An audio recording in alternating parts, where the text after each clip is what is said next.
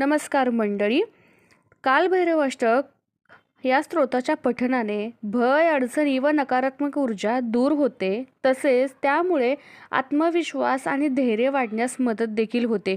कालभैरवाष्टक ऐकल्याने घरातील दोष, कलह, तंटा दूर होतात. कालभैरवाष्टक पाठ करण्याची योग्य पद्धत, तर त्यासाठी आदर्श वेळ म्हणजे ब्रह्ममुहूर्त आहे.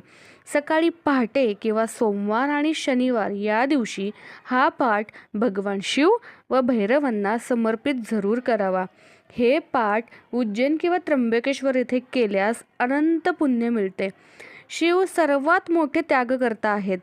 एकांत बसून विष पचवणारे देखील ते एकटेच आहेत. त्यांनी जगाचं दुःख स्वतःच्या कंठात घेतलं, त्यामुळेच आपण त्यांना महादेव म्हणतो. भैरव हे आपला वाईट काळ हरतात.